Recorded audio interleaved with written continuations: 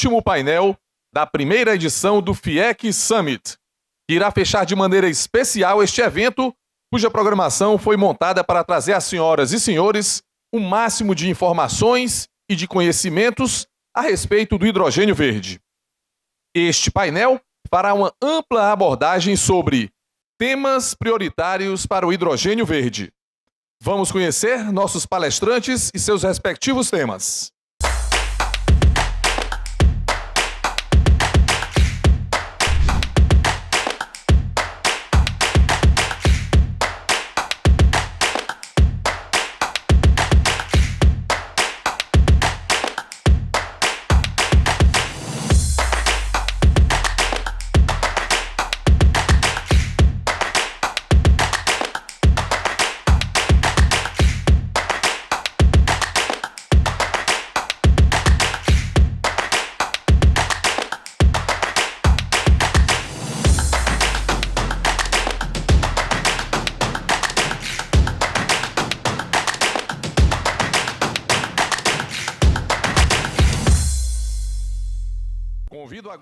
I invite you to the stage, the lecturers, Mr. Joaquim Rolim, Energy Coordinator for Fiec, Mr. Francisco Teixeira, Secretary of Water Resources for the state of Ceará, Mr. Lauro Fiuza Jr., President of the Council of Servtec Group, Mr. Adão Linhares, Executive Secretary for Energy and Telecommunications at Infrastructure Secretariat of the State of Ceará, and Mrs. Emanuele Vasconcelos, Environmental Licensing Director for SEMASI, Environmental Superintendency for the State of Ceará.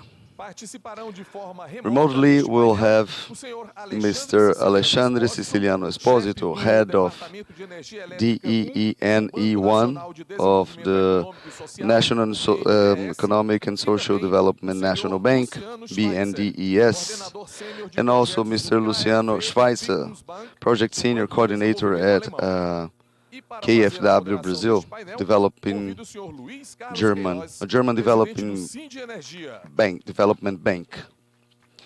And now, for the moderation, Mr. Luis Carlos Queiroz, President of Cindy Energia, and you can participate in the Q&A with the QR code and the WhatsApp number in our screen right now. And I would like to inform to our lecturers that each one of them will have 15 minutes for their explanation. Let's try to keep up to the time scheduled, and our staff will help you announcing 2 minutes left when it's time. Mr. Luis Carlos, please, 5 minutes for your initial remarks. Afternoon, everyone. I'm very honored to be here, and I would like to thank you. First of all, I ask a round of applause for Dr. Jurandir Picanso. Dr. Jurandir Picanso, we from Brazil, from Ceará, we are very proud to have an innovative mind as yours. And, well, your work is fundamental to Cindy Energia. Thank you for your mentorship. And I would like to thank to our Deputy President, Dr. Carlos Prado. You are a pillar for us. And with your example, with your behavior, thank you very much. I'm very honored to be here, and it's a great responsibility to be here, to be a moderator here with these key players, these key characters of the energy sector. And I would like to share this moment with you as with a responsible person. I've asked, I would like to transmit my 3 minutes and 34 seconds of my speech to another person. I would like to call in, with no further ado, our state congressman, Danilo Forte. Thank you, Luis Carlos, for your kind words. I would like to congratulate and to greet all of you here. Dr. Jurandir Picanso is indeed a pillar for this energy restructuring in the state. And I also thank to Luis Carlos the support of Cindy Energia for this movement and renovate our hope, because we are each day more we have very clear that, well, Brazil is struggling for 500 years to decrease inequalities, to address inequalities, as we have this opportunity now with the wind and the solar powers generations. That's why we are here, because we're very concerned with this agenda, with a great potential for growth. There's no mathematical equation capable to define where we can reach, and considering climate changes, considering the post-war in Europe, with energy concerns as a consequence. And that's why we have this new framework of technologies. Nonetheless, we have to create our pathway in Brazil, advancing with in a safety and secure fashion. Last year we faced problems, perspective of energy contingency, and northeastern region have been like a country savior, offering clean and cheap energy for the country,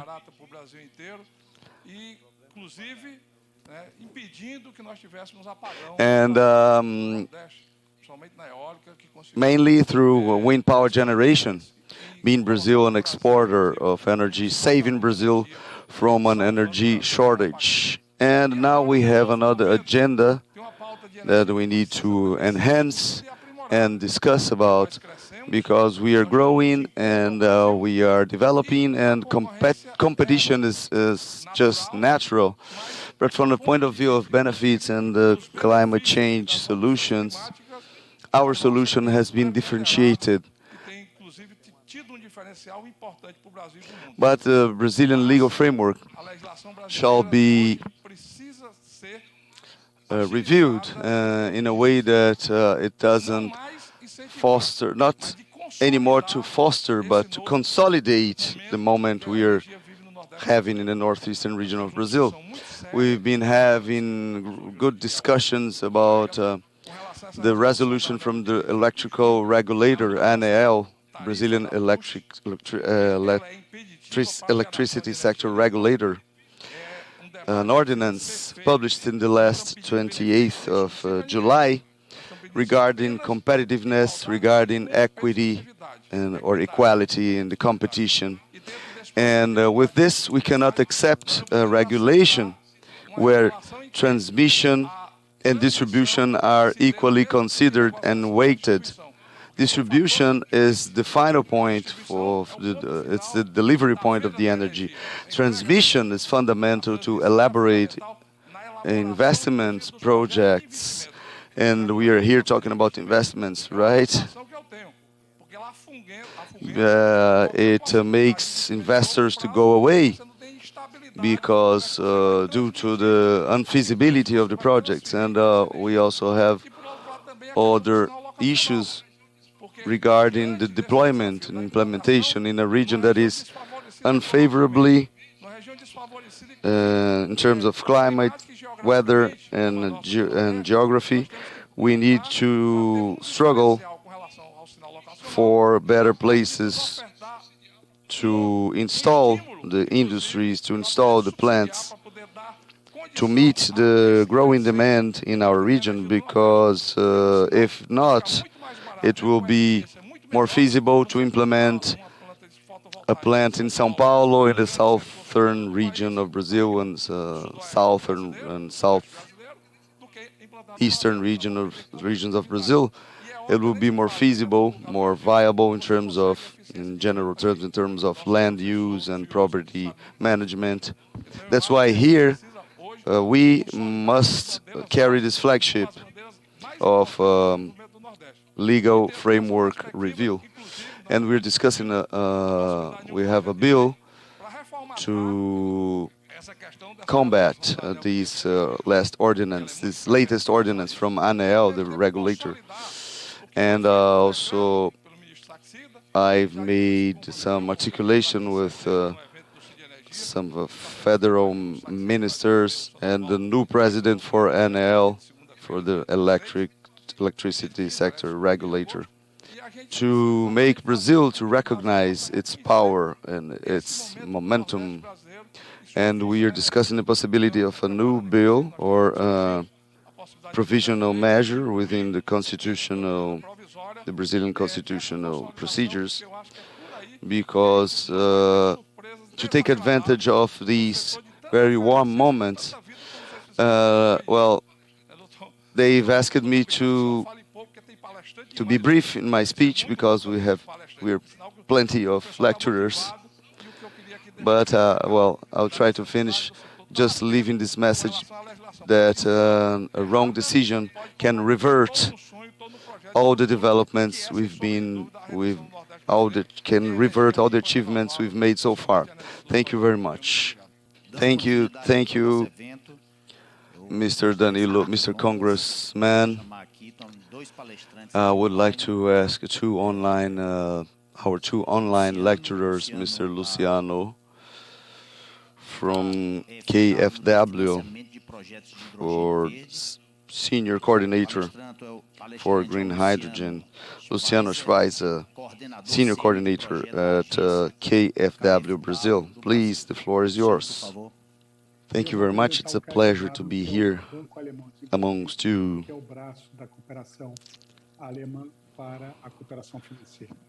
And I'm glad to be with our fellow German player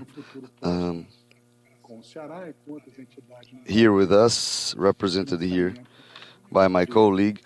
And I will introduce you the KfW Development Bank. And I will tell you how KfW can be a partner for Brazilian entities in terms of green funding. Initially, I would like to call your attention to the three main vectors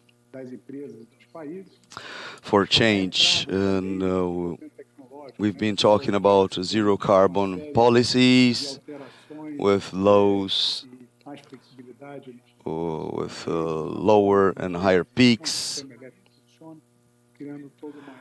In terms of companies, the entrance of power plants allowing a series of alterations towards more flexibility on the grids, on the electricity systems, creating a new reality for the electrical sector. And last but not least, the plain energy world. We're experiencing, these lower and higher peaks in the international market. And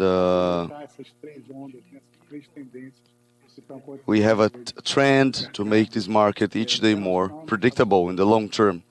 So with this hydrogen landmark, the green hydrogen is a critical instrument to take advantage of these three waves, these three main trends in the international and national markets.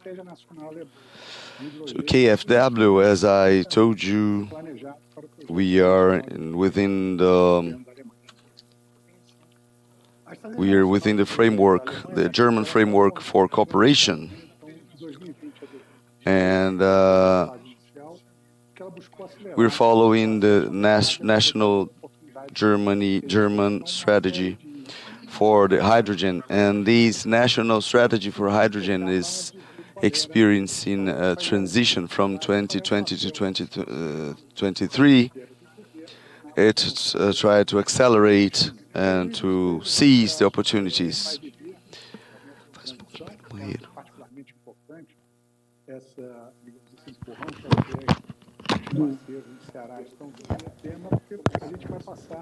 in the promotion of this new instrument. 2023, we're seeing an increase in its transition, and I think it's particularly important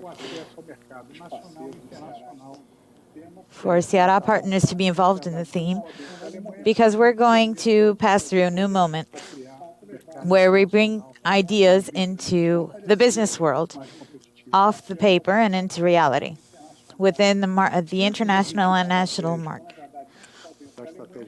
So not only within Germany, but Germany has contributed to a more vibrant and competitive market. Within the strategic objectives for hydrogen, we begin with establishing hydrogen as a carrier for alternative energy. We're very aware of this. In truth, it is an important instrument, and it signals in that direction. The second issue is to increase transport infrastructure. That's a challenge that is still to come. And third, to establish international markets and cooperations revolving around green hydrogen. So international commodities, and bring competitiveness to this energy source. And with this, we begin a second cycle, talking about the domestic market, promoting specialist training centers so that we can qualify and absorb technology. And with that cycle, we continue the cycle as a whole.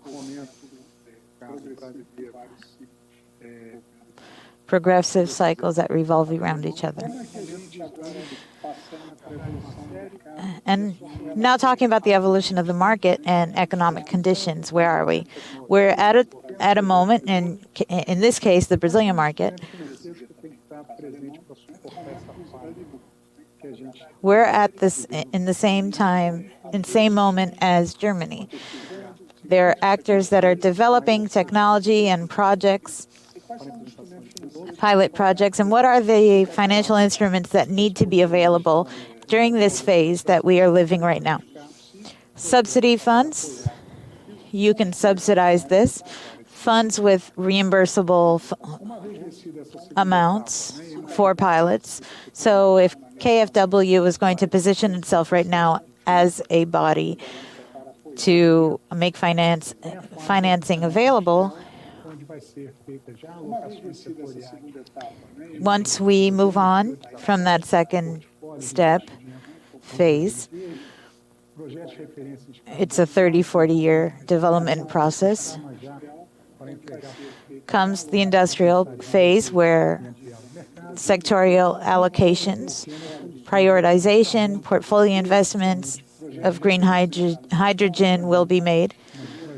So we're no longer talking about a pilot. Now we're in the test phase and beginning to develop and broaden the market.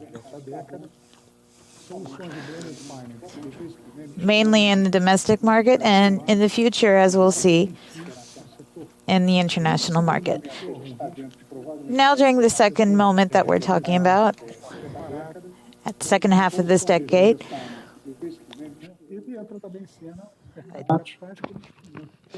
Mixing private and public resources, allowing the public sector to assume risks differently of the private sector, risks that are more pertinent to the public sector. And also providing solutions for the private venture capital, for private equity, for this technological development. And maybe in the next decade, when we overcome this stage, in a third phase of the development, we would like to have massification projects, establishing import-export partnerships, and entering the carbon market, starting with the actual transactions amongst countries.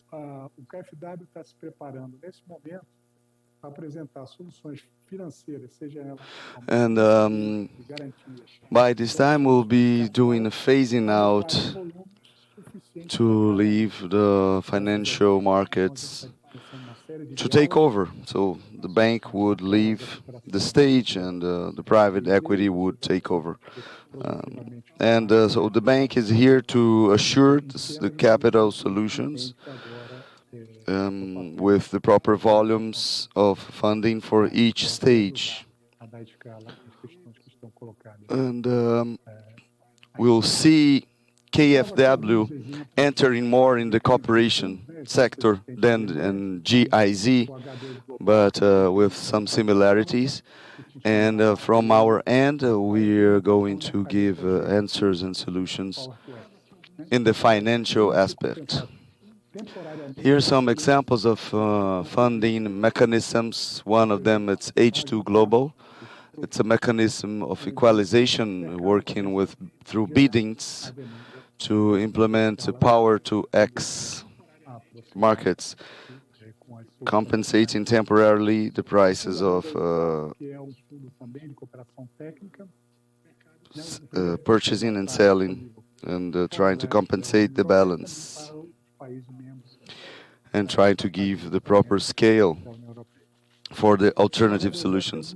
The H2 Up, that is a technical cooperation fund, and the first one, H2 Global, is available in Europe and for the signing parties of the commerce cooperation treaty. And H2 Up, we have funds to help the private sector to develop technology. And the third one, the growing fund, or Fund for Growth, PTX KfW. It's under process of planning, and we need to make our financial presence even more dense regarding projects for green hydrogen. And so far, what we've done.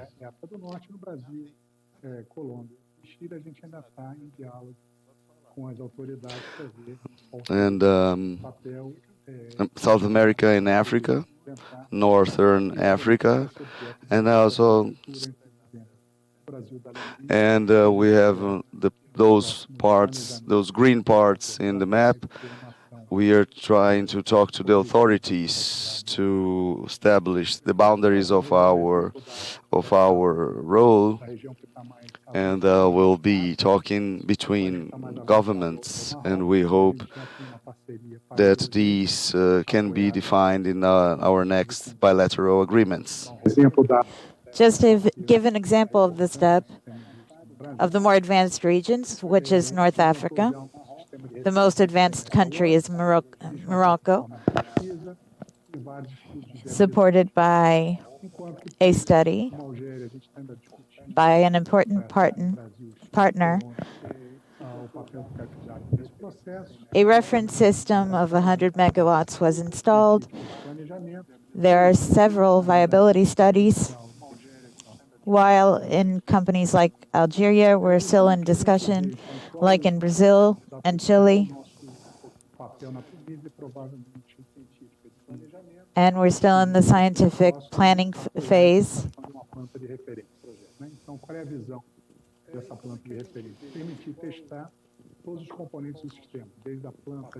How do we assess our role in Chile in a close future to implant a reference plant? What's its role? To allow us to test all the components of the system. the relationship with the electrolyzer, direct use of hydrogen, and also vessels, bunkers, and for heavy cargo. And it would be the greatest support that we could give to the country, creating those initial infrastructure. So we thank you the opportunity. That's the name of our team, and this presentation will be available to you. And thank you very much for the invitation.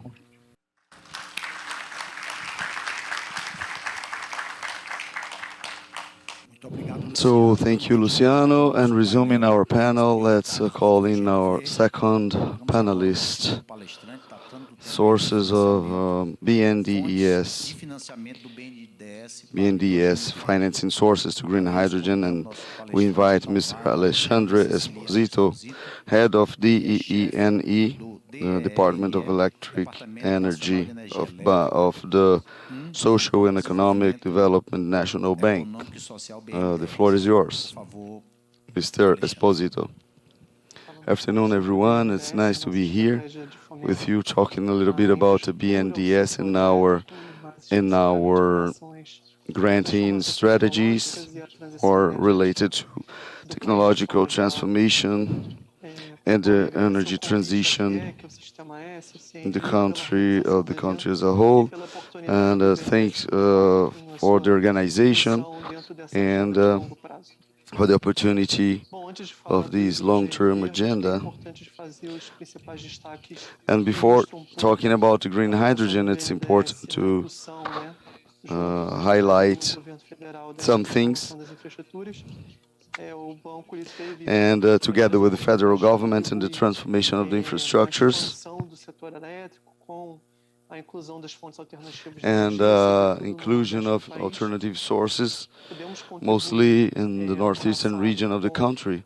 And we could contribute in the past with the biddings, designs, and the regulated market and the long-term agreements, the PPAs, and other stakeholders like ANEL, and recently CCEE in various innovations, and within the electric sector, we've had opportunities to contribute with ProInfa and then the regulated biddings and the expansion of the sector focus on the free market with the alternative sources of energy and wind and solar power plants contributing to this expansion with long-term agreements with free market demands. These are examples that illustrate how our bank, the BNDES, could engage in new businesses. And that's a little bit of the new agenda that we would like to include in this initial technological route of green hydrogen. And with a strong exportation demand, and our German partners can illustrate how much the European demand and potentially the global demand can be. And talking about strategies from the bank, we don't have a single solution. We try to elaborate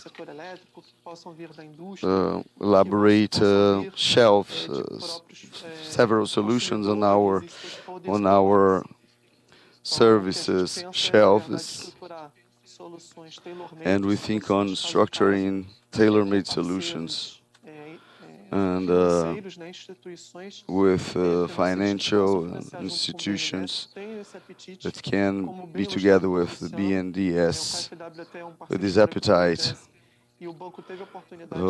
KfW is a historical partner. We could partner up with KfW, boosting alternative sources in Brazil, amongst other multilateral and world development banks, regional, national, and in Brazil also.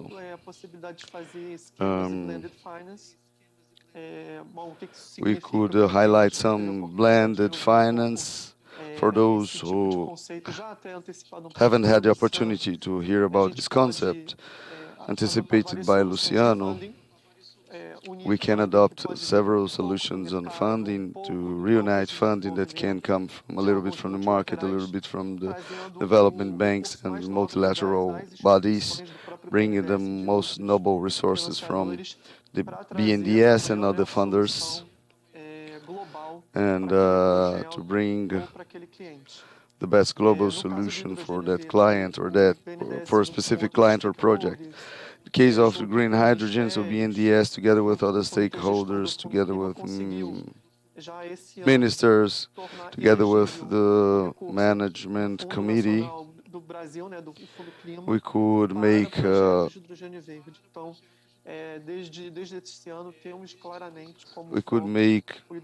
eligible this fund for the green hydrogen.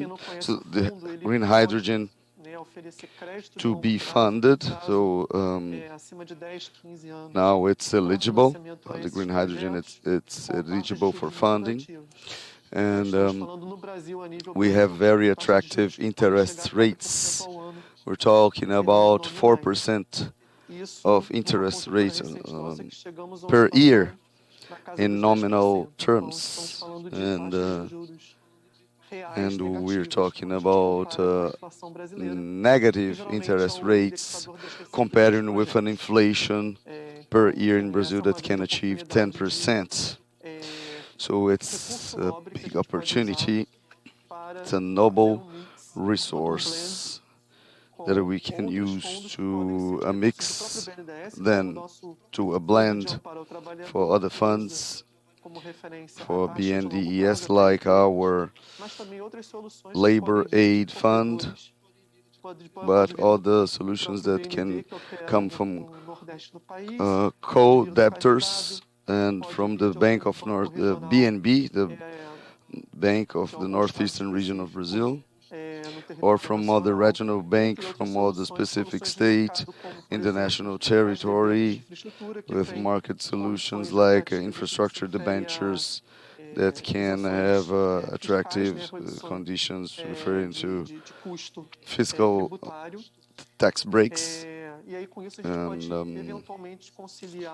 And then with this, we can conciliate the best fund ability from the market, from the BNDES, from regional and international actors. That's the main strategy of the bank, and then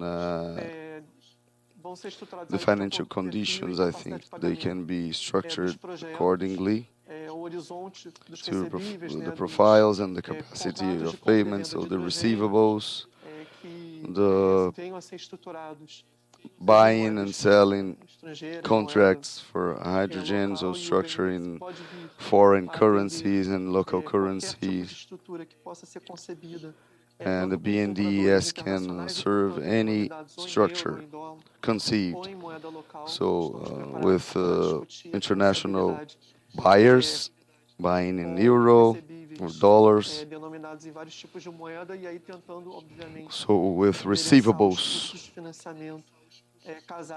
addressed that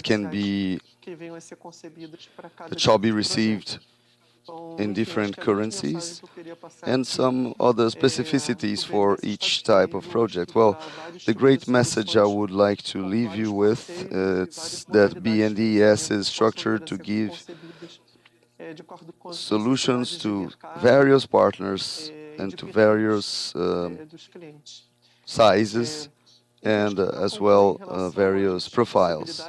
And to finalize, regarding the possibilities that we can eventually occasionally structure, I would like to highlight the main credit modalities that we have in our infrastructures, or project finance and the other corporate funding, the traditional ones. I think project finance is very frequent in the generation and energy transmission projects and regulated market through biddings and public announcements and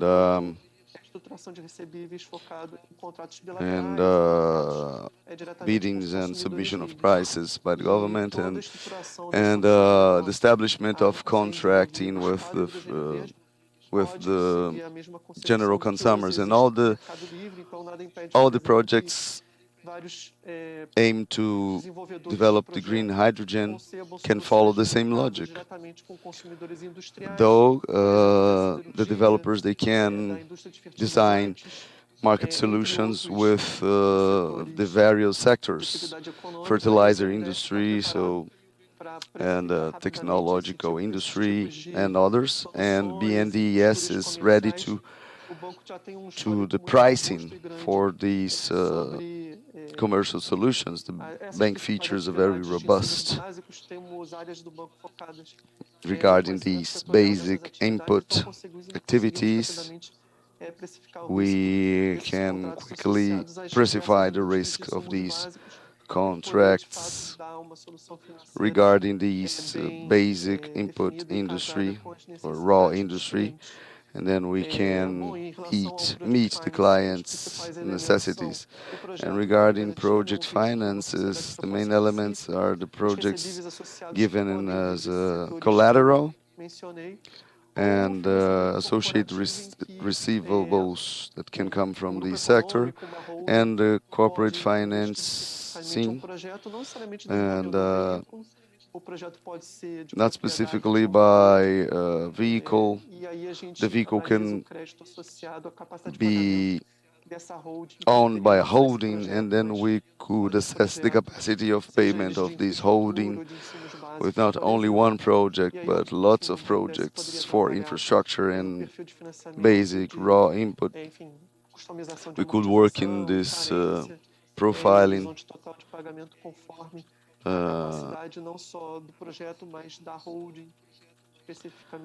and also assessing the capacity of the holding and of the project themselves.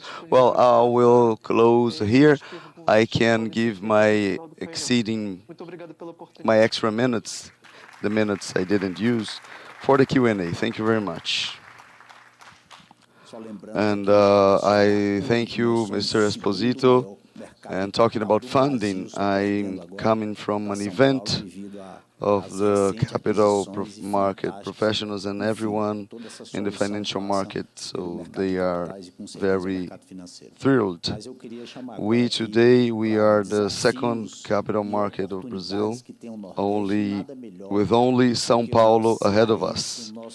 And all these solutions, they have to do with the financial market, no doubt. Now I would like to call our fellow citizen, Mr. Joaquim Rolim, this man that will give us lots of opportunities.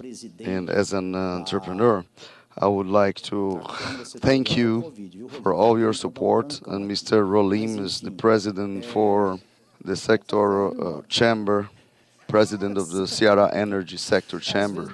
Sorry for having forgot this. I think it's sequela from COVID-19. So it's not because of my age, it's because, of COVID-19. Well, on behalf of Cindy Energy, I would like to thank you for all the support you give us through the energy nucleus of the sector chamber. Thank you very much for Luis Carlos' kind words. And let's talk about opportunities and challenges of renewable energy. And we're working with our guru, Mr. Joaquim Picanso.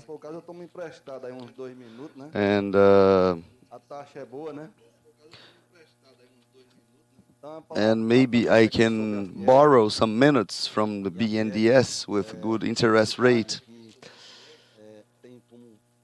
And just a few words about Fiec. And we have as a mission to respond to the industrial interests, but Fiec goes beyond. We are a citizen. We foster citizenship. During the pandemic, we took care of people's health and with Senai we did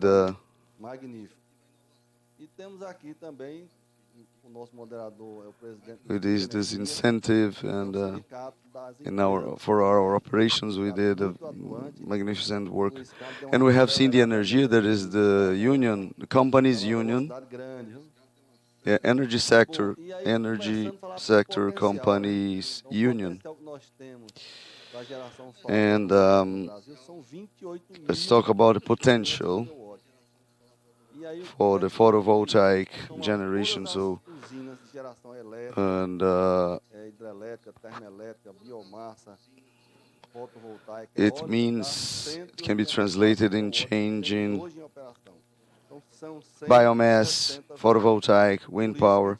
We have 184 gigawatts in operation, so we have 160 times the energy, 160 times more energy, and we have the solar belt, that is this red area, considering insolation. We have 5.5 kilowatt hour per square meter per day. That's the double average than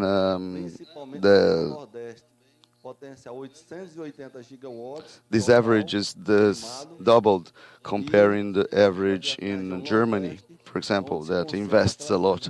We have an estimated potential of onshore wind power of 880 gigawatts. We have this map with colored key, and we have an offshore wind power generation potential that is fabulous, with more than 1,335 gigawatts. And we see the northeastern region of Brazil, in Ceará and Rio Grande do Norte, so to the state of Maranhão, where we have the greatest potential.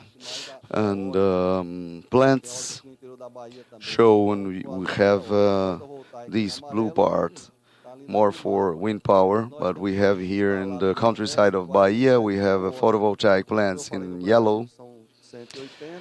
We have installed in the northeast 47 gigawatts installed. In Brazil we have 180, and only in the northeastern region we have 47 gigawatts. So we have 75% of our installed capacity in the northeastern region as renewable energy, and the potential of the wind power generation as 42% of this total amount. So we have a good, indeed, electric matrix.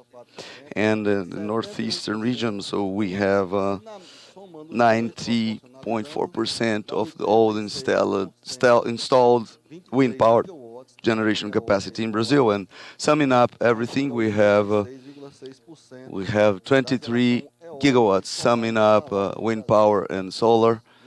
It corresponds to 86.6% of these modals generation. And looking at these 4 states of the northeastern region, we have in blue, we have the installed power. We have the installed capacity of wind power, and in yellow we have the photovoltaic. These 4 states, they comprehend more than 90% of the total installed capacity. And just to show you that here from 2010 to 2021, the change in the matrix, now talking about generation, because you have the matrix with the plants installed, and they feature variations year per year according to the availability of water, availability of insulation and wind. And 88% of the energy we produce in the northeastern region of Brazil, it's from hydroelectric plants. And here in 2021, it's around 23%, and the wind power that was only 2% in 2011, it's now 52%, and the solar power that didn't show up, now it's 4%. And then we have this transition within the renewable energy, more solar and wind power generation, and the electric generation is more of a reserve, and only 2% of wind power, and now only I say only, but it's significantly, we have a giant battery. So doing an analogy between the battery and the dam for the hydroelectric generation. And in 2020, we became exporters. We became an exporter of electric energy from 2020 on, and in 2021 we've exported even more. So you see the curve of development over the timeline. And to find, well, entrepreneurs, they master the art of finding opportunities. And since we have entrepreneurs from several countries here, we are finding, surely, and we will find even more, how to apply the solutions. And we see in green this curve that in November the hydroelectric reservoirs, dams in the northeastern region were in the minimum level. We don't have this complementarity all over the world. We are privileged, and we have this in a monthly basis. And we have another complementarity that is biomass, more in the southeastern region of Brazil. In this period where we have the lower rainfall rates, so the dams are, the level of the water is very low, and then we have the complementarities, and we need to measure the values of these seasonalities in terms of hourly measurements. We have the time of the day and the wind power production in the northern part of our state, Ceará. And then we have the solar production, 8 o'clock in the morning. You see the energy generation, wind power generation decreasing. But and then we have the solar complementarity. And this combination that is not being used in practice, but it's being assessed by the green hydrogen developers. So they are finding this spectacular because you have a good balance between OPEX and CAPEX with this combination. And another very important item for the green hydrogen production is electric energy cost. It's an important factor. So these are the costs of the energy biddings since 2014, wind power and solar, and now we have the price of $30 per megawatt hour.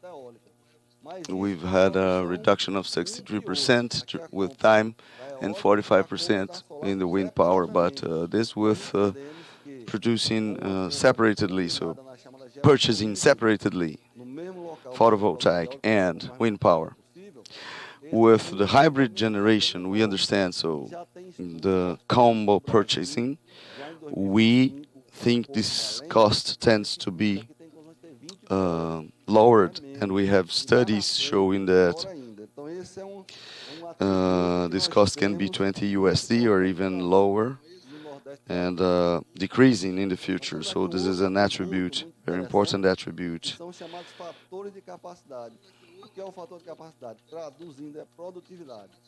é quanto eu obtenho de geração de energia por cada megawatt que eu instalo. So what is a capacity factor? So in one word, yield. Feito pela IEA, So Agência the Internacional de yield Energia, mostrando per isso, mostrando per each gigawatt installed. do gás natural, aqui é da And we solar have here fotovoltaica médias mundiais. E aí, o que é que acontece aqui com o Nordeste brasileiro? Ó? Ele está this acima is the yield da of média mundial. solar E o que acontece com with a eólica? world Está antes averages, and we have here da Brazilian produtividade Northeast, mundial de geração eólica. and Nós temos we aqui no Ceará e with the no solar Nordeste, and with the wind. no Nordeste, So we are mais esse fator espetacular aqui, que é o quê? we A are energia eólica above mais the a we are produtividade above calculada pelo the APL top de Bogotá thresholds, the upper thresholds 62%. of the world Olha, capacity. é bem acima And the capacity da factor média calculated mundial in para our geração eólica de studies mar. is Na Europa, of os parques que estão em 62%. construção, a produtividade é de em So torno de above the 40%. upper Nós estamos threshold cerca de 50% acima of the da produtividade de world operação hoje na capacity Europa. factor. So we are 50% Bom, aí nós above temos também tema aqui que eu vou the deixar para o doutor current operating plants in Europe. vai falar sobre. Eu vou até fazer a comparação. And Citar, we have a theme here. I think transmissão de energia I will no pass Brasil. quickly A gente pode ver aqui, ó, because my fellow panelists crescimento will de 78% be in 2014 charge para of 2000, these 2011, themes. quando teve aquela crise Here we have de a growth of racionamento mesmo. 78% Aí in foi uma 2014 previsão compared to foi vista um gargalo no 2001. Brasil, You remember, foi investido in muito. 2001 we've had a Um crescimento crisis de 31% em with 2014, actual e a projeção shortage para of 2031, energy. que não dá para ver direito aí, mas é 21%. And so we've had 31% between 14 and 21. Eu não vou ter o crédito não do You can see, but it's only 21%. Então, a previsão no plano nacional de So no low ones allowed. No low ones allowed in terms of minutes. So this plan aims, it's a work of Mining and Energy Ministry recommending the practices for the next 10 years, and 20% of 20% of expansion is recommended for the system of but and then we have the green hydrogen, but I will leave to my fellow panelist Adão. And we have also the issue of the distributing hydrogen. You arrive in a gas station and you have the hydrogen service, for instance, as we have in Canada, for example. And now we have 2.5 gigawatts, 21% of the Brazilian overall numbers. This is the number for each consumer. And we have here in Bahia in the first place. And we had some exponential growth in this case. And availability of wind power. So fabulous amount. We have 182 gigawatts of developed or under development projects. So we have 184 gigawatts. And we have an amount almost we have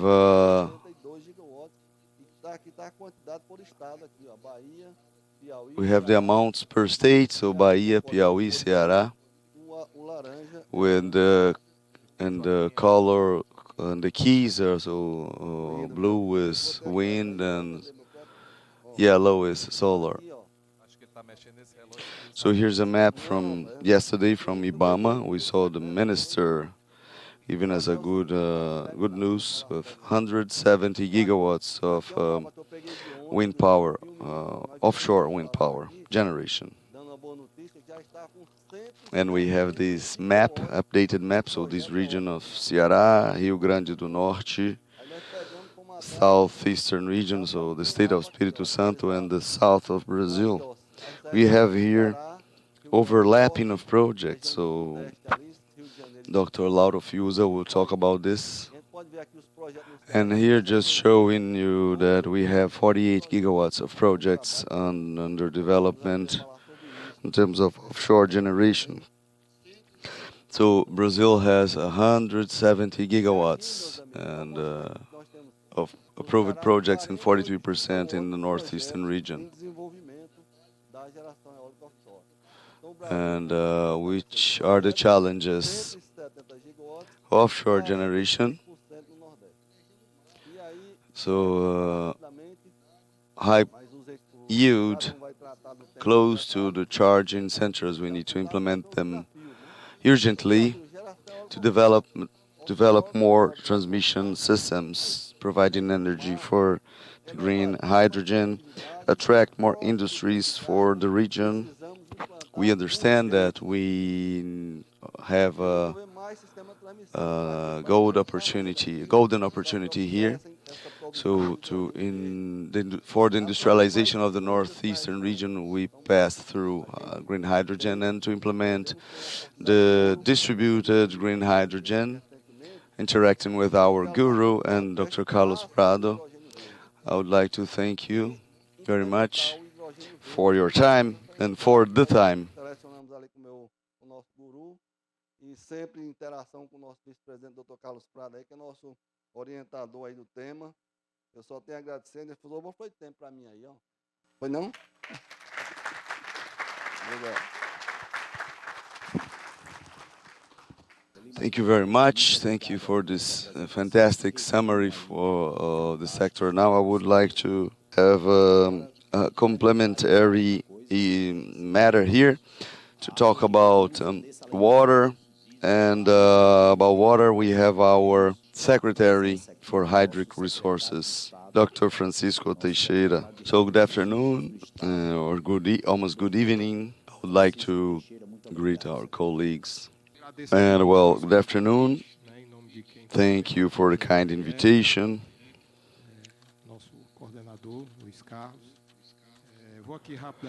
Our coordinator, and I will try to be quick for the sake of time. And in terms of water supply. Well, here we have the basic assumptions regarding the hydric resources in the state. And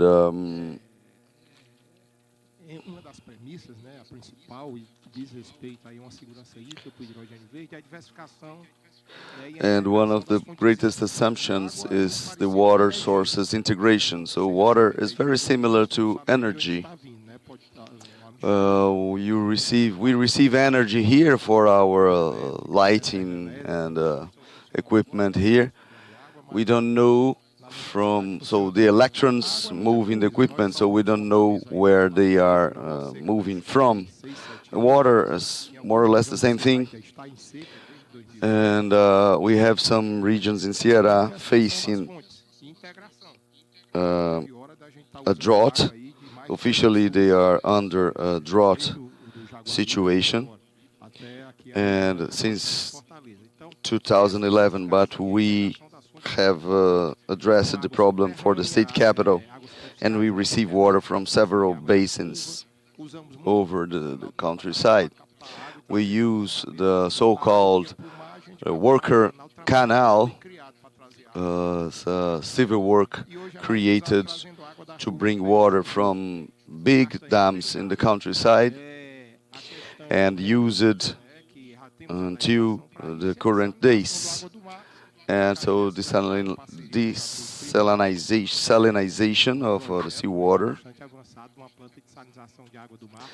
We have a project of advanced project for a plant. And here we for a plant for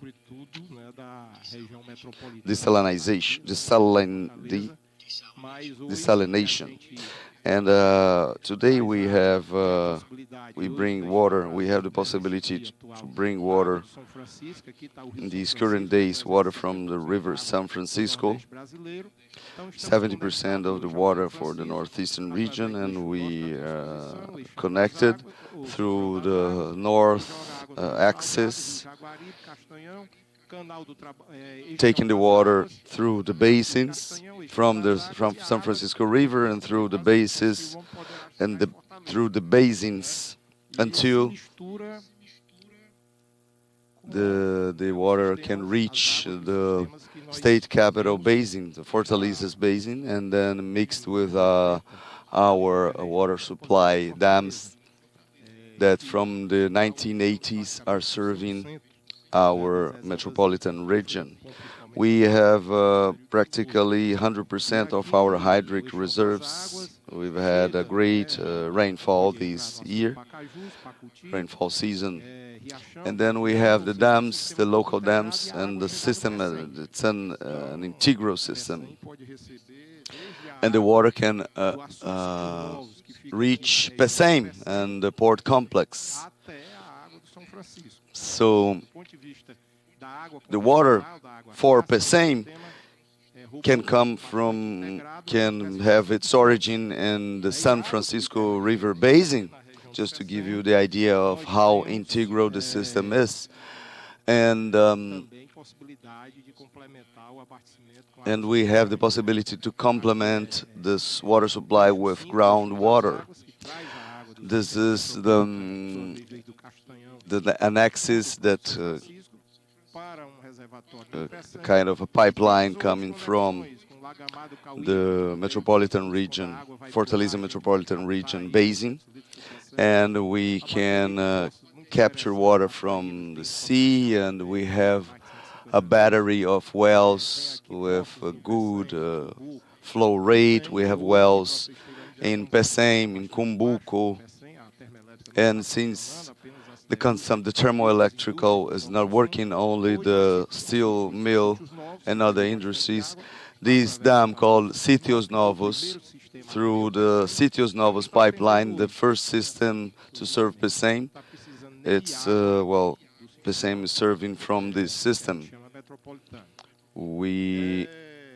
So regarding the service for green hydrogen hub, differently from other regions, betting only in desalination.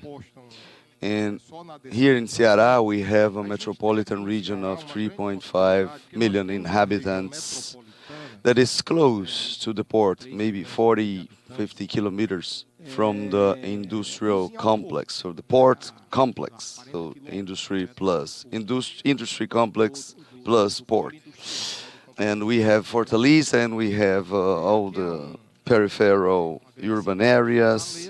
It's it's a single urban conglomerate, and we have we have a sanitation system, a sewage water system, partially implemented, where part of the water sewage goes to the sea through a submarine emitter, a submarine pipeline.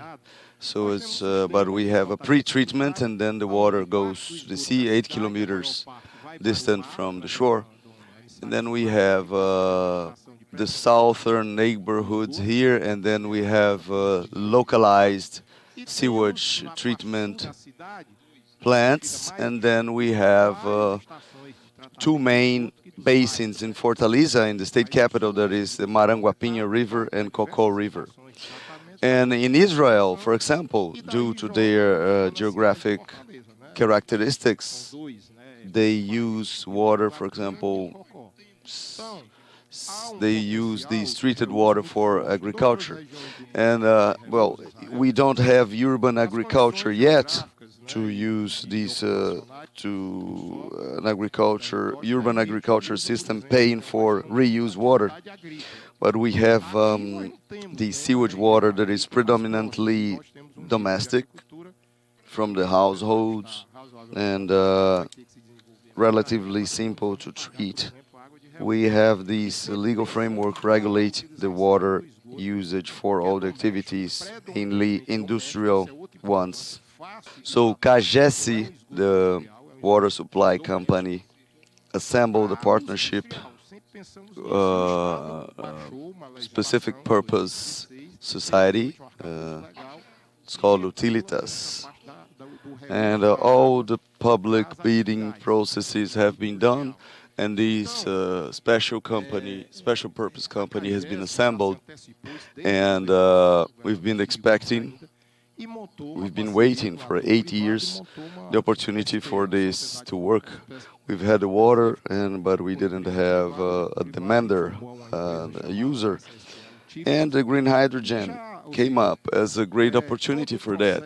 It's important to say, from the environmental point of view, we see that reuse can be a cheap solution, a more sustainable solution from the environmental point of view than comparing to desalination, to serve as a water source for the green hydrogen industrial pole. And now we have some important aspects of this potential. So the Utilitas, this specific purpose company, with the sanitation company of the state of Ceará, and we have these effluents for the thermoelectrical and the steel mill at Pecém. And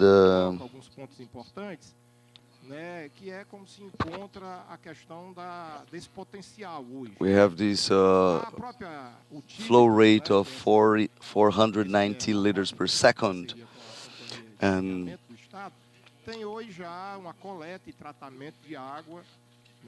but it's ready to use because it's located at Pecém, and these so the flow rate correcting would be 140 liters per second through osmosis from the water, reuse water. This is an immediate possibility. And the other possibility of this initial offer, it's presenting a potential that in the first water, the first.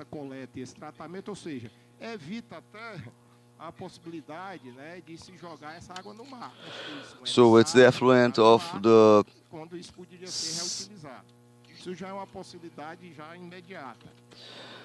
effluent of the stabilization lakes or lagoons, and these stabilization lagoons could be an intermediate stage between treatment and Pecém usage. And then we have this potential of 2.2 cubic meters per second. We are throwing out in the sea 2.2 cubic meters per second. And this water could be taken to a treatment, to a sewage water treatment in a certain region of Fortaleza, and then afterwards taken to the Pecém port complex. We have a pipeline of 1.5 meters of diameter, taking water at the speed of 1 meter per second. This water can be recycled, treated, and taken to Pecém from the Fortaleza's sewage system. And well, this domestic sewage water is easy to treat. Technologies are already proved, are already tested or proven, and it's a practice that is accepted worldwide. We would have mitigated environmental impacts. We have a great offer of sewage, and then we potentialize this water after the human use. And we would have a final treatment plant of the offered water And these treatment, the advantage of having it at PSEM, so it could receive urban drain water. It could receive the sewage water duly treated, and then also receive seawater if the growth was big enough. And I concentrate the final treatment within PSEM, and I offer the water in the quality rate the companies need. I would have the advantage of concentrating this treatment plant here with urban drainage and treated sewage, treated endeavors. And I will talk about a man here that decided to be an entrepreneur 20 years ago. This man is very important for Ceará because he makes part of a great board of directors, so Mr. Lauro Fiuza. If we would have to pay him for being here, it would cost a fortune. So thank you very much for your presence.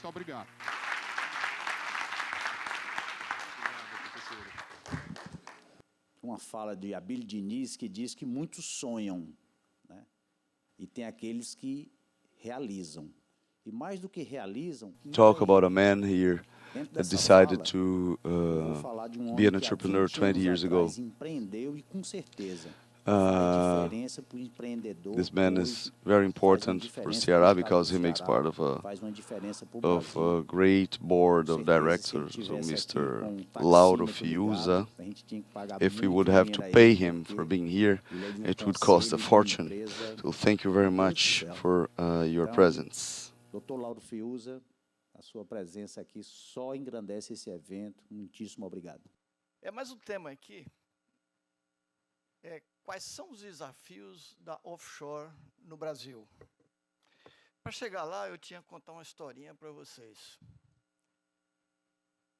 Um dia, um turista ali na beira-mar, ao descer do táxi para o hotel, ele falou para o motorista: "Poxa, está quente aqui, né?" Aí o motorista respondeu: "Você se lembra daqueles 3 aerogeradores que tinham lá no Mocoripe?" Aí ele disse: "Pois é, senhor, o prefeito botou aqueles ventiladores ali, mas não adiantou nada." Então, o pioneirismo é isso. São coisas que chocam, às vezes, o status quo do ambiente e inovam. Quando o primeiro contrato de compra de energia no Brasil foi feito no Ceará pela Coelce, tinha como presidente Jurandir Picanço, primeiro governo do Tasso. Foi o primeiro contrato de compra de energia de um parque solar. Nós tivemos através de um leilão, mas foi o primeiro contrato. Eólico, desculpe. A partir daí, o governo criou um programa chamado Proeólica. E o Proeólica foi tão interessante que o governo Fernando Henrique copiou e criou o Proinfa. O Proinfa foi o laboratório para a eólica começar no Brasil. Estou falando isso para contestar a primeira grande preocupação, que é o desafio do offshore. Dizem que ele é muito caro. O investimento é muito alto. Naquele tempo, no Proinfa, os primeiros contratos, dos quais a minha empresa teve a sorte de ser um deles, atualizado, que estão em operação hoje, estão pagando R$ 840 por megawatt. Equivale a $150. Joaquim acabou de falar que nos leilões atuais, na venda de energia, o preço chega a $30. Ou seja, em 10, 12 anos, isso veio para o chão. E continua descendo. Então, meus amigos e amigas, Isso está acontecendo também com o offshore. Então, falar que offshore não vale a pena o Brasil pensar a ter é falácia, é medo. Isso não é o caminho certo. No mundo inteiro, hoje, offshore é a pauta em discussão. E a discussão que tem tido no mundo sobre aquecimento global, que começou a ser discutido em 1972, numa reunião de clima em Estocolmo. Teve repercussão 20 anos depois, na Rio 92. Eu acho que a maioria de senhores e senhoras lembra disso. Depois nós tivemos Kyoto, depois nós tivemos Paris, que é onde realmente se chocou o mundo, e finalmente na COP26, agora em Glasgow, onde a ficha do mundo inteiro caiu. Ou nós paramos com a emissão de carbono e paramos o aquecimento global, ou a raça humana, os seres vivos vão desaparecer do nosso planeta em algum tempo. Não precisa se levantar porque não vai ser hoje, mas está à frente. Então, o mundo acordou. E o grande veículo que está sendo discutido no mundo inteiro para abrir mão do transporte de energia pelos veículos do petróleo, que é a gasolina, óleo diesel, etc., é o hidrogênio. E para evitar a emissão de carbono, o hidrogênio, para não emitir carbono, tem que ser verde. E aí, senhores e senhoras, o Brasil está extremamente bem posicionado para isso. O potencial de offshore no Brasil, medido pela EPE, é de 700 gigawatts, e medido aqui por outras informações, é de 1.300. A PL, lançada pelo senador Carlos Coutinho, no Senado, que está em discussão, já imagina 1.400, mas por baixo, vamos considerar que o levantamento da EPE esteja correto, 700 GB. Ora, o crescimento que o Brasil exige na oferta de energia atualmente é de 4 a 5 GB por ano. Se você explorar 700, vocês fazem a conta rapidamente, vai dizer, nós temos 200 anos para gastar isso. Como utilizar essa energia? É fabricando hidrogênio verde. E por que a offshore é realmente o veículo ideal para produzir hidrogênio verde em grandes quantidades? É porque a offshore está na boca do cliente, está na borda. Grandes volumes de energia requer grandes linhas de transmissões que nós não temos e requer grandes investimentos. A offshore está na boca do cliente, é ligação imediata. Para vocês terem uma ideia, o Joaquim acabou de falar que de projetos querendo instalar offshore no Ceará já está em 33 GB, né? 48, já tá, é muito rápido. Há um ano atrás, tinha no IBAMA menos de 30. Hoje já são 170, né? Então, vocês veem a velocidade que esse tema está avançando no Brasil.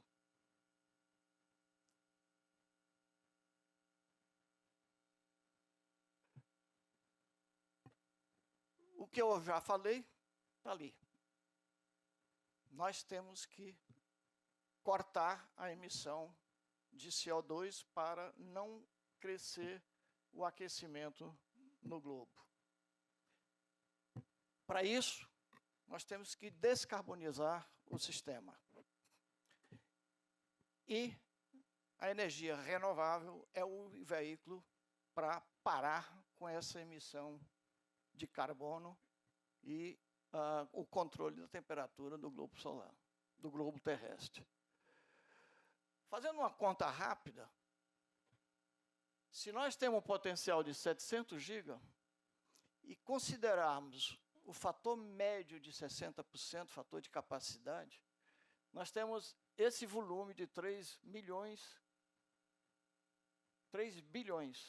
ou 3,6 terawatts de produção ano. Numa conta, relação indicada pela EPE, de para cada quilo de hidrogênio verde a gente gaste 21 megawatts, nós, se explorarmos os 700, nós teríamos uma capacidade de produzir 77 milhões de toneladas ano de hidrogênio verde. A estimativa da IRENA, que é o órgão mundial de análise do setor energético, é que o mundo vai precisar, em 2050, de 400 milhões de toneladas de hidrogênio verde. Ora, nessa conta, o Brasil teria a capacidade de prover aproximadamente 19% disso. Nem nós vamos usar 700 megawatts, que é impossível, pelo menos no tempo de vida que nós temos, e provavelmente o mundo vai precisar mais do que 400. Mas isso é para demonstrar que, empresarialmente, a demanda de hidrogênio verde é muito grande. Qualquer que seja o volume que o Brasil produza, ainda vai ser muito pequeno nessa escala mundial. Então, você fala, nós temos concorrentes? Temos vários empreendimentos aparecendo no globo. Na África, na Austrália, no Chile, na Colômbia, mas tem lugar para todos. E nós estamos muito bem posicionados. Desafios. Uma regulamentação que permita que esses parques comecem a ser construídos. E aí, senhores, mais uma vez, o decreto que saiu recentemente foi provocado por esse senhor aqui, Adão Linhares. Adão, nosso secretário de Energia, foi o fundador da Abeólica, depois passou o abacaxi para mim. Ele pertence ao Conselho Nacional de Planejamento Energético. E lá na reunião com o ex-ministro Bento Albuquerque, durante a reunião, ele pediu a parte e lançou esse desafio. Para o offshore existir no Brasil, deslanchar e começar a ser construído, nós precisamos, no mínimo, de um decreto e uma regulamentação para sinalizar aos capitais estrangeiros que o Brasil quer e vai ter offshore. A partir daí, o ministro chamou para o gabinete, depois da reunião, chamou o staff e começaram a discutir. Outras pessoas estão dizendo que foram elas que provocou. Foi não, foi Adão.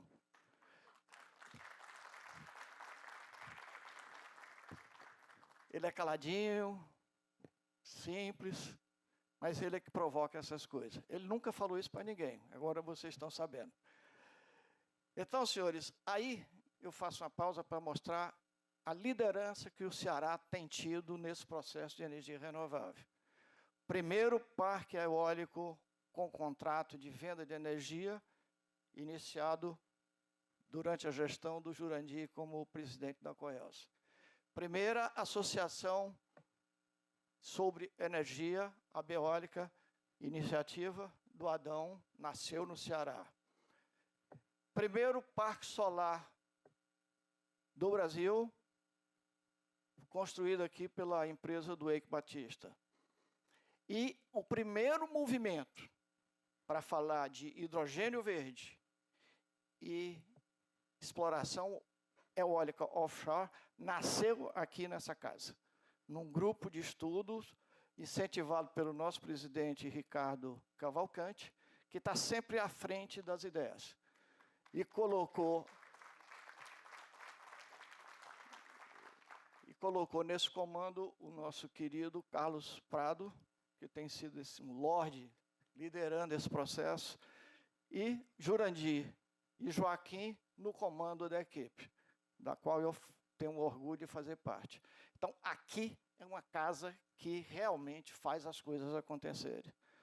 Desafios, para finalizar, teremos, como tivemos na eólica. Eu, enquanto presidente da Abeólica, andava com a pastinha em Brasília, de gabinete em gabinete, e eu me lembro muito bem de uma pessoa que hoje é um grande amigo meu, quando eu comecei a vender a ideia de criar um espaço, leilão para a eólica, ele disse, Lauro, a gente gosta de ti, você é um cara legal, conversa boa, simpático, embora careca, mas é um gentleman. vamos falar de outra coisa? Esse negócio de eólica, isso não tem futuro no Brasil, não. Com o tempo, água mole, pedra dura, muita conversa, criou-se realmente o que é realmente a grande fonte de energia renovável do Brasil. A solar vem em seguida e já está crescendo a passos largos, provavelmente passando da eólica daqui a pouco. Então, senhores e senhoras, a minha palavra aqui é de encorajamento. Nasceu nessa casa a ideia do offshore, nasceu nessa casa a questão do hidrogênio verde. Juntos, no trabalho, na persistência, nós vamos transformar isso numa grande fonte de desenvolvimento para o Ceará.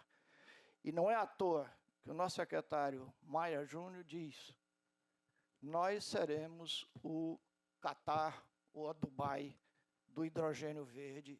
E ontem Dona Mônica falou aqui, podem acreditar, o Ceará vai ser um estado muito rico com essa nova oportunidade que nós temos à frente. Obrigado.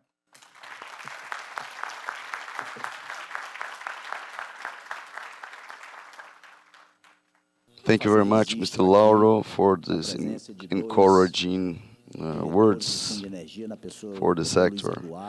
I would like to register. I would like to register the presence of Benildo Aguiar. Thank you very much. And the words from Lauro. It's something that, well, something that I agree. Our Secretary Simplicity, Mr. Adão Linhares, and I've been with him in technical mission in Netherlands, and I've been very impressed, and it's only the beginning, what we are experiencing now, and the word is simplicity. Simplicity, this of these men from the countryside of our state. I would like to congratulate our associate Energo with 15 years of existence in Brazil. That is not easy. With no further ado, please, Dr. Adão Linhares. Afternoon, everyone. Actually, it's a great pleasure, honor. Well, Lauro has been very generous to me, and actually, this offshore lobby, if you allow me to use this word, has been much more, has been work through many hands, not only two, not only four. And I've been chosen as a representative for the Brazilian states, and that opportunity, obviously, I've seized it. And I try to help the ministry, I try to help the federal government that is the responsible for the energy segment planning. So help them, for them to help us. We try to contribute to have something in return in the northeastern region as a whole, because it's a work not only for the northeastern region, it's for Brazil, but anyway, Energo is a company founded by 3 engineers who we were born in 2007. We do consultancy, we do innovation, we do disruption, and we have lots of results in terms of innovation, but always low profile, simple, but with good results, informed by people, essentially engineers. Our work, well, I would like to congratulate this event.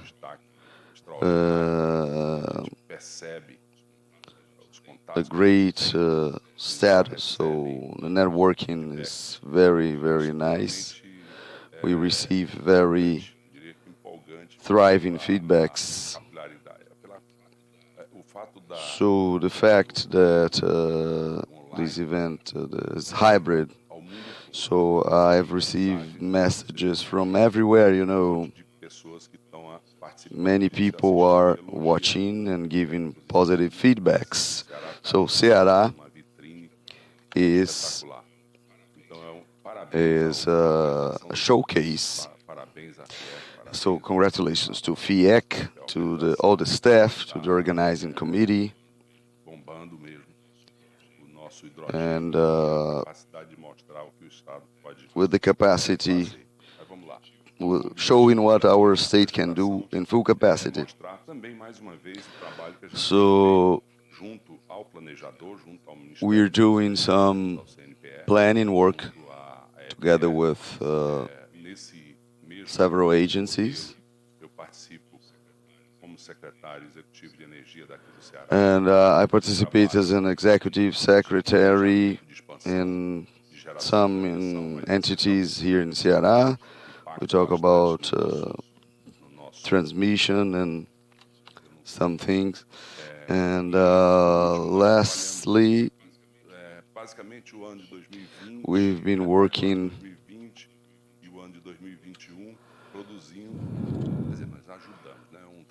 and well, this is we've been producing with many hands participating, and we have the 10 years energy plan published in each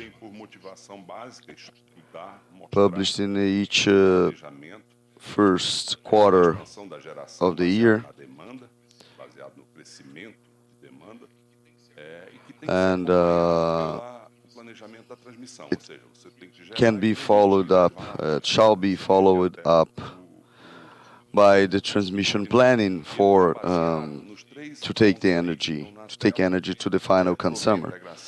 And we aim to provide a safe integration of the projected generation, additional margin for distribution for future projects, and to meet safely the demand from the SIN in multiple scenarios.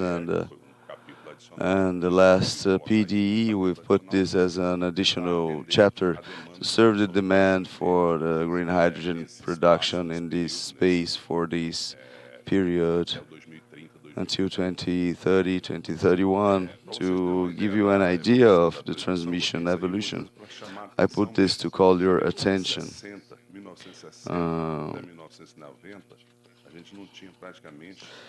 We didn't have transmission lines in the northeastern region.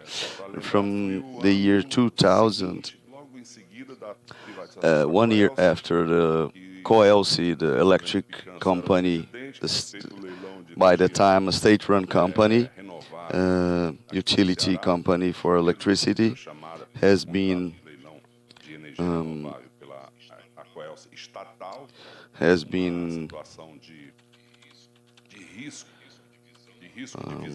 privatized, and 1 year later, well, and that risks have been assumed by the governor at the time, but well, it worked. And then we have tested the fragility of our transmission system, and from that time to the current days, we've had lots of enhancements and improvements, and today we are in a situation that is apparently comfortable from the point of view of transmission. Our system is very robust. And to give you an idea, for those who have no idea of the size of Brazil, the interconnection of our grid, so it wouldn't fit the distance between Lisbon and Moscow, just to give you an idea of our grid line length. And well, and looking to 2030, as we are planning, we have today around 34 giga contracted under construction, and we will start operating in 2025. So in 3 years, we'll have 34 giga of wind power and solar generations in the northeastern system from 2025 on. Well, actually, today we have 22. I think Joaquin knows the numbers by heart. And we have 22 in operation and 9 with contracts. And from this number, in this line of 34 giga, and this number starts to grow in some reference scenarios. And we have a period of time of 2 to 3 years as a statistical extrapolation, 2 or 3 years ahead. And we have a reference of the scenario coming from 34, adding up more 23 giga, and summing up in 33, 57 giga, or 38 giga, arriving to 72. So 2 thresholds, 23 to 72. We have this potential of great generation of energy. I've created a scenario here for hydrogen. It's my creation, so I put here some perspective on what would be a comfortable situation. And with some scenarios, and then we have the 72, the upper threshold. It can achieve 92 giga,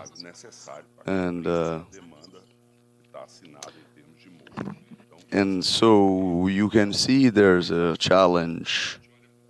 If we look at planning, stating 72 and the upper threshold, and then we look to the hydrogen. So in the inferior threshold, so inferior scenario, so 38 to 72. And why the planner accepted to put these numbers like this, extrapolating that much? Because in 2021 we've had a crisis, the Paraná Basin crisis, and we've been saved from a shortage that so the renewable energy from the northeastern region saved the grid. We've transferred energy from the north and the northeastern regions to the southeastern region, so in some moments at a range of 9 gigawatts. It's all in the records, and I have a basic necessity in this transmission system, all based in demand in a horizon of 2030, achieving 14 giga of indicative generation. It would be enough to fulfill these exporting from the northeastern region to southeastern region. And then enters the planning, so the so-called PDE 2030. It predicts these works. These works are in lines of 500, interconnecting the northeastern system to the southeastern, and it transformed this northeastern subsystem in a single subsystem. Northeastern, southeastern. We won't have different PLDs. We'll have a so robust integration that it will need to be combined to be solid. And we have this bipole. We have from Graça Aranha to Silvânia, the more dense one. It will be dealt with in the next bidding, and the second line from the Rio Grande do Norte to the southeast. It will be in a second bidding process. It's like the German Autobahn, so like a highway to have a continuous current high voltage, high tension current, continuous current, and with a rate of exportation of 32 giga of energy to export to the southeastern region of Brazil. But it has a cost. We have a forecast of 58 billion of investment. Os benefícios e o crescimento de carga acumulado no SIM, há uma previsão de chegar em 2020. We have a forecast of arriving to 2030. E no segundo quadro eu mostrei se a gente colocar o acréscimo de carga aí pouco mais real, somente colocando 6 GB que estão indicados. And if we put the 6 giga indicated to arrive in 2030 in Pecém, at Pecém with an additional load of 12 giga. And here I've increased the second one to show 3, 7, 10, 14, 19, so ramping up from 2026 to 2030 with additional loads. And then what I want to show you is that the northeastern region comes from a situation of inequalities in the load addition, and then northeastern region equalizes to the southeastern one in terms of electric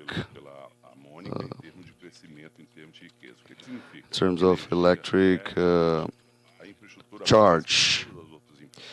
And so infrastructure is the base. Use the basis or the base, and you provide infrastructure and you generate charge and you distribute.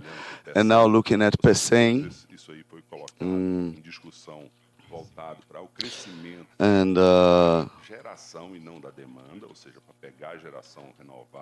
this infrastructure to put the generation in this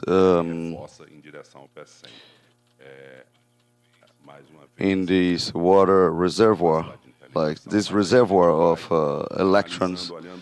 And now we're zooming Pecém.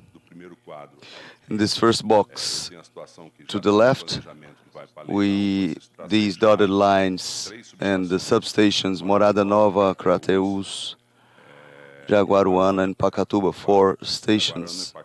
4 substations are under construction, and Morada Nova and Crateús will make part of the next bidding. The solution reinforces strongly enough to serve Pecém hydrogen by 2026, and we've added internally in a group of ours in the sector chamber. Lais participated, Mamed participated, so we did a study, and then we've achieved these numbers about these dotted lines from Tauá to a second substation at Pecém, that would be Pecém number 3. From a study, we work with CIP and with Roberto Araripe at CIP. It would be a sectioning of the line between Pecém 2 and Fortaleza, creating a Pecém 3 substation. This suggestion has been presented to the ministry, and it's under analysis. But I have a message to the investors. The planning takes into account the charge when the demander inform to the planner. So we need the investors, not Fiec, not the state. The investors themselves to inform to the ministry their demand for the ministry to consider the next planning. Thank you very much for your attention.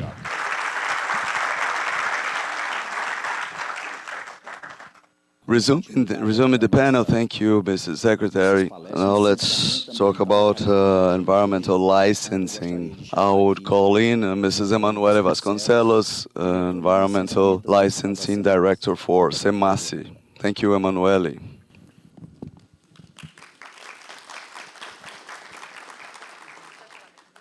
Well, I would like to start my speech saying that I have a triple challenge here, representing the superintendent for SEMASE. I'm replacing him here because he had another meeting. And the second part is to talk about environmental licensing for the green hydrogen, as you've mentioned. Ceará, as you know, Ceará is a pioneer. And the third challenge is to talk about green hydrogen after those key characters here, much more experienced than me.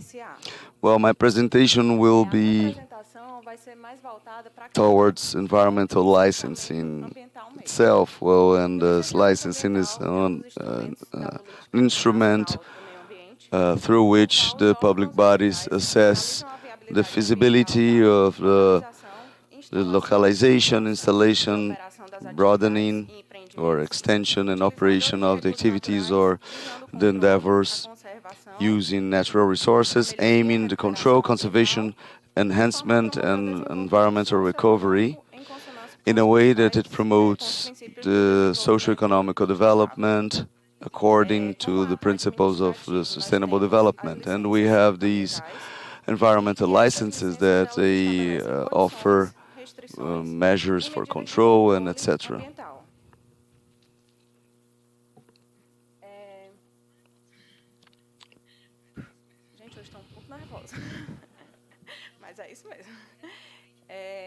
So we had recently approved the COEMA resolution 03/2022, and COEMA is the Environmental Council, State Environmental Council, public body for resolutions.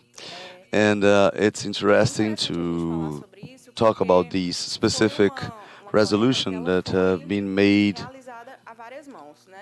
with collaborative work. So the first draft has been submitted to the Council, and in this meeting, draft meeting, or meeting for assessing the draft, has been decided that a work group would be formed with entities like CRBio, the Biology Professional Council, and Fiec, and the Engineer Council, Civil Engineer Council, and others. And the point 3 talks about the discussion. So during the month of January, 3 meetings have been held where each one of these institutions, they gave their contributions, and some points have been defined accordingly. And bottom line, in 10th of February 2022, we've had instituted the COEMA 03 resolution, and the green hydrogen activity have been considered one activity for environmental licensing.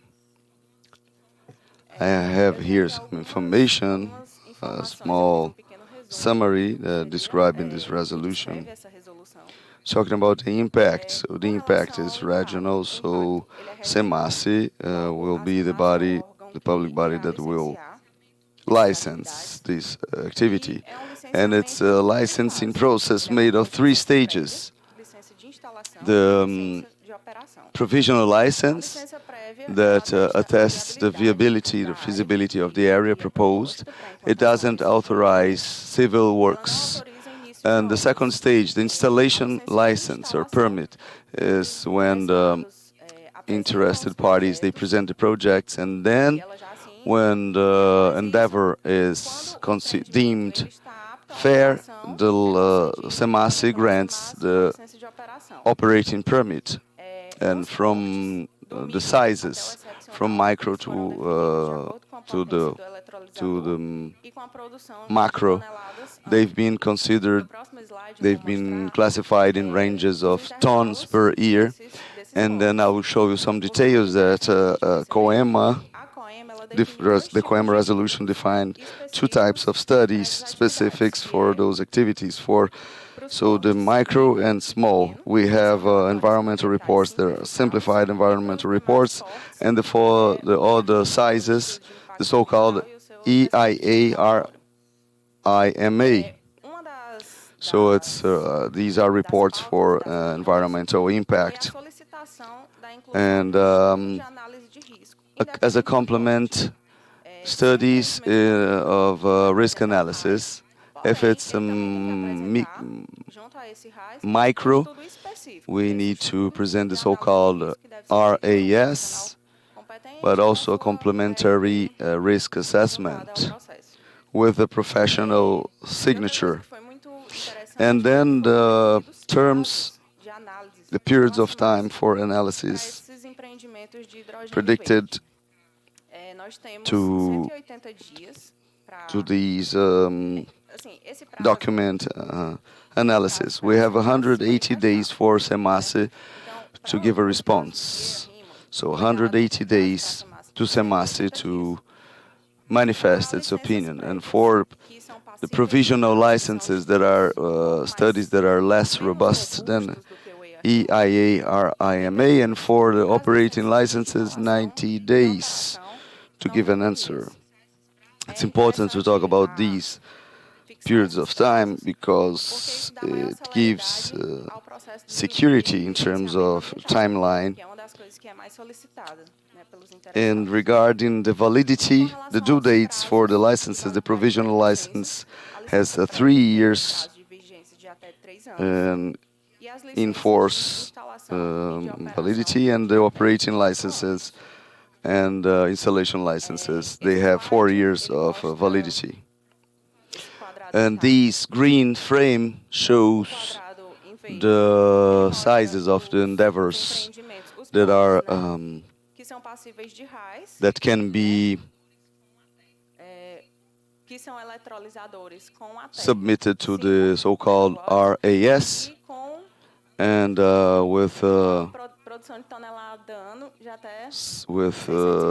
until 640 ton per year of hydrogen, and above these numbers we have EIA-RIMA as a demand, as a report, as the demanded report for analysis. And we have a checklist of documents. We have the steps here in the slide. We have the steps of licensing, for example, in the RAS modality. This QR code here will give you direct access to the system, to our IT system. It's called Natur. If you are interested, you can check it out. You can see the basic documents demanded and simulate the fees, the rates, the value of for the filing rates. And then we have the checklist, and we have a technical visit in the field, and if deemed necessary, the agent will request, or the assessor will request complementary documents. After this, we have our representatives. They will issue a technical report, and then we have the review by the directory, by the superintendency, and then the environmental license is issued. In the more complex cases demanding EIA-RIMA, we have another studies. For example, we have another studies, for example, relationship with the communities in the surroundings. We need these report from the communities representatives by law predicted, provided for in the Brazilian law. And after we have that, so through this relationship with the communities are through plenaries, official plenaries. And in that part of the technical report, we have it submitted to the Environment Council, COEMA. And then For the rest, it's the same of the previous process explained. And actions adopted by SEMASI.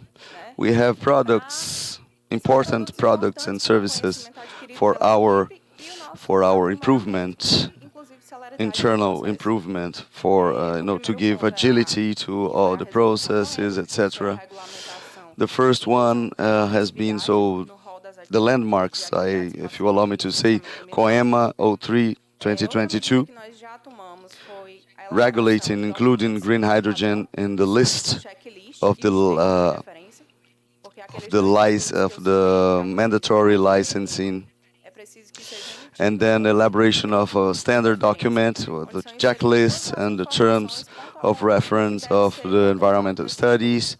And we've performed in February a training we've had with Giselle from the Federal University of Rio de Janeiro. So 40 agents, and also the board, and also superintendency, and so we've all participated in this training. And last but not least, we are elaborating a normative instruction. We have a normative instruction for solar and for wind power, and establishing the procedures and the minimal content for the environmental studies, the RAS and the EIA-RIMA. And with these normative instruction, the interested parties, they will know the minimum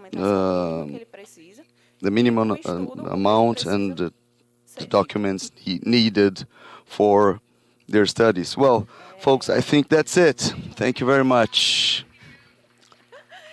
I would like to thank you for this opportunity, for everything, for being here representing Mr. Carlos Alberto, and I would like to tell you that we are open to address, your questions and to clarify our doubts. And we need to be humble enough to say that sometimes we need training. We need to build the capacity because it's something very new. It's been challenging, but I think it's working. Thank you very much. Emanuele, your presentation has been perfect. Everyone is thrilling here. You showed everything precisely, and then you showed that you were human, and as a human you can achieve. And I would like to thank 5,000 employees, from the electrician to the helper. Without you working for me in the company, in the B&Q. And I would like to give you my warmest regards for the electricians, field electricians and field workers of my company. I would like to give you this acknowledgement to recognize your work. That's because of you we have power here for lighting and for our equipment. Well, I would like to mention Mr. Lúcio Bonfim for your presence in Cindy Energia Associate. And now let's get to the Q&A session. We have Alexandre from BNDES. The question is, do you see the tokenization regulated by sandbox regulation as a vehicle for debt issuance, bonds, to the issuance of bonds to the green hydrogen? And please, you can answer and do your final remarks. Thank you for the opportunity. Well, overall, for infrastructure, we have in the future lots of possibilities of capturing resources, and I think finances, decentralization will play a major role. Well, people talk a lot about tokenization. We have some examples around the world. So capturing resources using this technology, and I think that maybe green hydrogen, so we would have the possibility to use these too. But for many For many creditors, we'll need to see the technology involved and not many actors and the decentralization of the finances, but generally this is a transversal aspect that we take into account in our policies through these systematic, to decentralize finances systematically. We have here a second question. Well, is there planning, so from Mr. Fernando Antunes, UFC professor, I think Adão Leares answered, but I can take advantage of the opportunity to give Mr. Adão the floor to answer and to his final remarks. And I would like to greet Mr. Célio Fernando, our secretary. He's here. I'm not seeing him, but he's here. So good to see you. Well, the question is, please, Emanuele, help me. Oh, it's a question for Mr. Secretary Adão Linhares, asking if we have planning of transmission lines in continuous current to deliver all the energy produced in the Northeast region. Well, I think I've put this in some slides. So continuous current in Brazil, we have the first in Itaipu and then Belo Monte. And then for the next bidding, we have Graçaranha, Silvânia. And lastly, or maybe not the last, but the last plant from Rio Grande do Norte and Ceará to the southeastern region. So total distribution, maybe it's not enough. And if we do not have that other 6 lines of big size of from 500 kV from São Francisco to Minas Gerais, that will equalize the northeastern subsystem with the northeastern one for the energy flow from the northeastern system to the southeastern one. And I think as my final remarks, I think the federal government is aligned with this necessity of expansion. The planner is looking at increase in the charge, but also an increase in the energy production, seeking for regions in for example, in the central part of the countryside of our state. We have hybrid potentials and also offshore in the further moments of planning. We would have possibility to advocate for the transmission, to seek for this energy by the sea. An investment of the electric grid. If you're getting Belo Monte, 700 kilometers, why can't we provide the line 20 kilometers towards the sea? So, since we have more than 80% of the Brazilian population is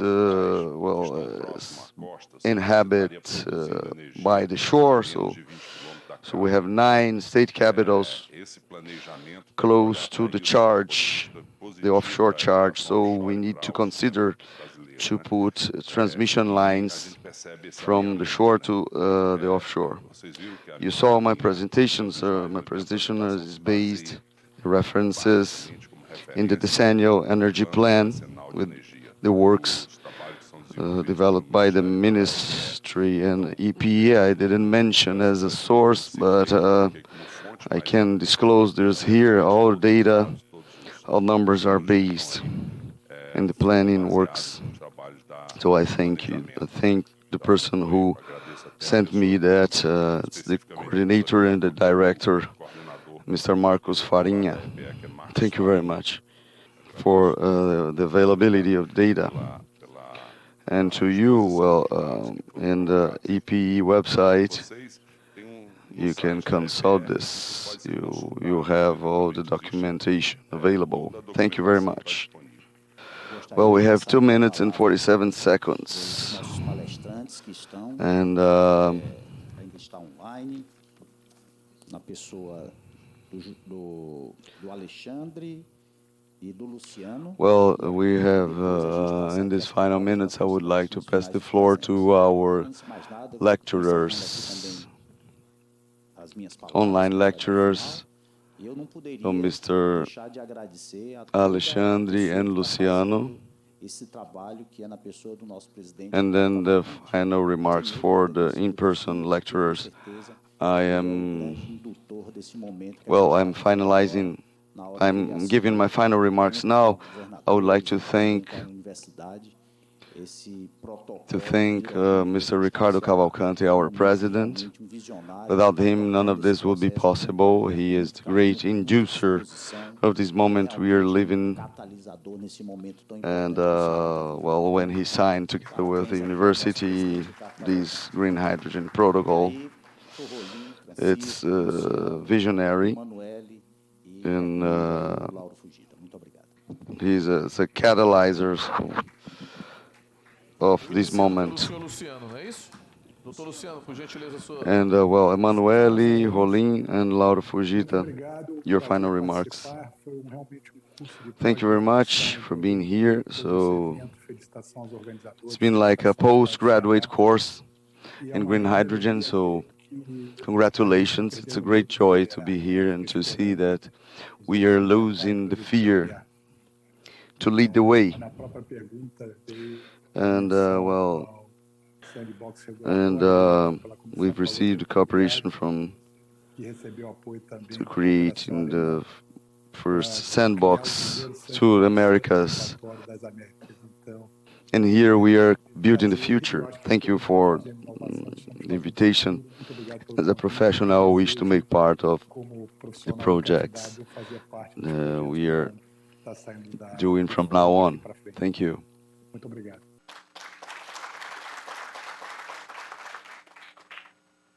Well, once again, thank you very much. I would like to congratulate our moderator.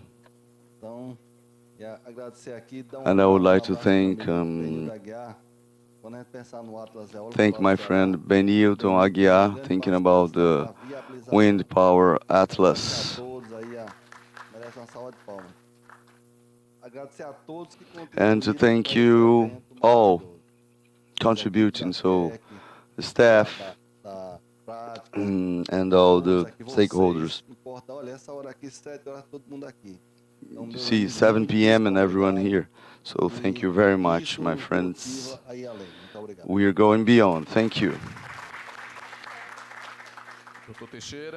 I would like to congratulate Fiec on behalf of the Vice President Carlos Prado, Dr. Picanso, Joaquin. Thank you for the invitation, and we are at your disposal in our secretariat as always. And you investors and all the stakeholders for green hydrogen matters and other matters to discuss. It's been difficult, but we are achieving, we are reaching and fulfilling the need of providing water to our people. Thank you very much. This is Emanuele. Well, I would like to thank you for the opportunity. As you said, it's been like a postgraduate course in green hydrogen. It's been enriching for everyone. And I would like to talk on the behalf of our superintendent and Mr. Secretary for the Environment of the state of Ceará, Arthur Bruno, that SEMASI is at your disposal. Thank you very much. Folks, I would like to pass to you something that happened to me a while ago. I was in a conference in Florianopolis and I had the chance before the lecture to be in a room with some character called Mohammed Yunus, the creator of the People's Bank in Bangladesh. And then we talked and talked, and I asked him for asking him for a piece of advice to end an anguish we all have to see misery in the surroundings of our cities, etc. And he said, well, what do you do, Lauro? Well, I work with renewable energy. I invest in wind farms. I will tell you something. Amongst all things I did in life, I arrived at the conclusion that what ends the world's poverty, you need economic development. And for economic development, you need energy. And then you're doing energy and you're creating energy, and then you are already helping to address poverty so you can sleep.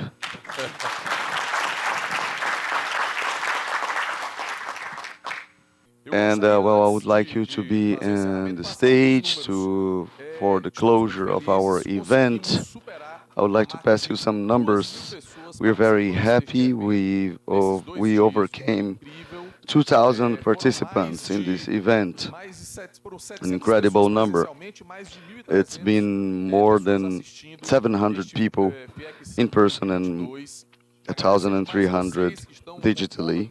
I would like to thank you here, the in-person audience responsible for the successful presence in the auditorium. I would like to thank all the staff here, our tech team, our communication team, our event planner team, transmission team, the interpreters, Brazilian Sign Language and others, the receptionists, all these fellows here in the backstage, assuring the success of these events. A round of applause, please. And for the closure, I would like to invite Dr. Carlos Prado for the final words, please. Dr. Carlos. Well, 20 minutes, right? No, just kidding. Well, I'm here representing our president, Ricardo Cavalcante, that is working in another meetings, another unavoidable meetings. And I will read to you a message from Monica Panic, the greatest awarded in this first annual event called Fiec Summit, the first one of some. It's the first annual event. Well, Fiec will hold this event every and each year. The theme of this event was green hydrogen, and I hope the next theme is, I hope that won't be blue hydrogen. Well, but Monica sent a message here, and I will read it to you. Well, folks, I will tell you something. Amongst all the events I've participated globally, I've never seen an event where everything worked 100%. You are awesome. So that's the message. And not being repetitive, I would make mine Mr. Mauro Costa words, thanking all the parties, all the stakeholders that made this event a success. But mainly, I would like to thank our lecturers, a lot, all of them highly qualified lecturers, bringing their knowledge to leave us a range of knowledge, a comprehensive knowledge on green hydrogen that will be as a watershed for the northeastern region. So where the northeastern region passes from a poor region and becomes a rich region, and with the state of Ceará very well positioned. Thank you very much, you all, and well, I wish you all the success of the world. Ladies and gentlemen, 2 days of intense activity, knowledge, information, the Federation of the Fiec, Federation of Industries of the State of Ceará. Thank you here in person and the digital participants. Thank you to our 76 mediators and lecturers that helped us in this mission. I hope to see you in the next Fiec Summit. So have a good night, a good weekend, and closing here the transmission. On behalf of our interpretation team, we thank you for your attention. Aiming to